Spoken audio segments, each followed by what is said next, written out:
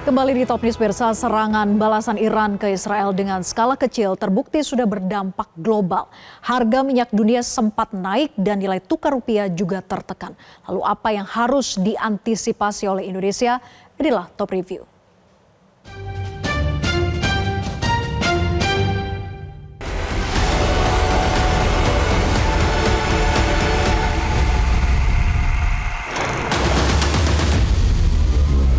Hari Sabtu malam, 13 April lalu, Iran meluncurkan sedikitnya 185 drone, 36 rudal jelajah, dan 110 rudal surface-to-surface dengan target pangkalan militer Israel. Serangan ini dinamakan sebagai Operation True Promise, sebagai balasan atas serangkaian serangan Israel terhadap kedutaan besar Iran di Damaskus. Israel tercatat beberapa kali menyerang ke dubes Iran di Suriah. Di antaranya pada 25 Desember 2023, serangan Israel menewaskan seorang jenderal senior Korps Garda Revolusi Islam Iran di dekat ibu kota Suriah.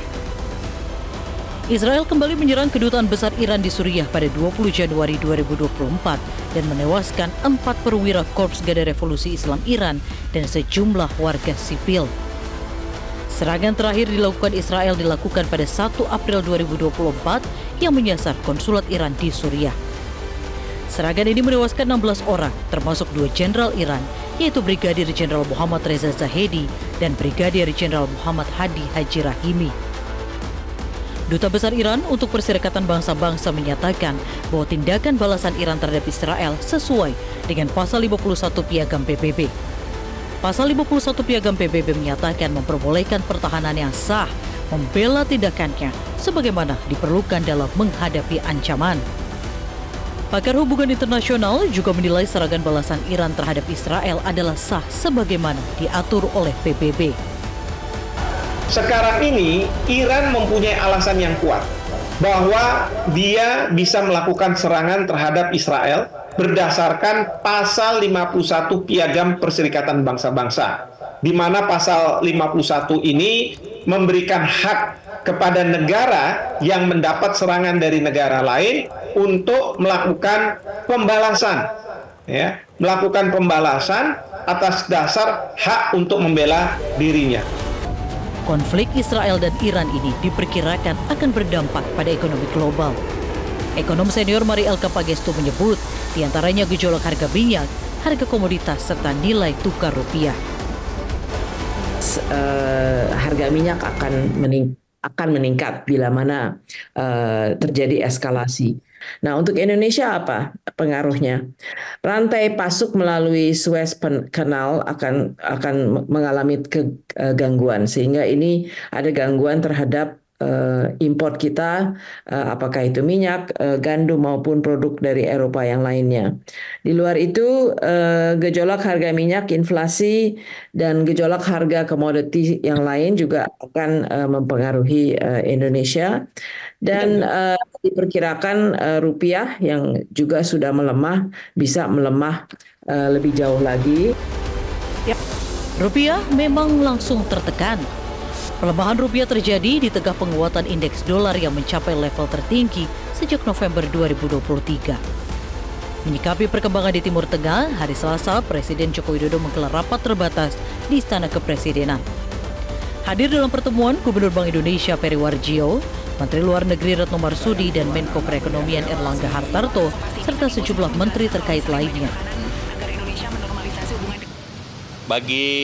Dari sisi perekonomian, tentu kita melihat terjadi lonjakan harga minyak akibat serangan Israel ke kedutaan Iran di Damaskus dan juga terhadap retaliasi yang dilakukan oleh Iran.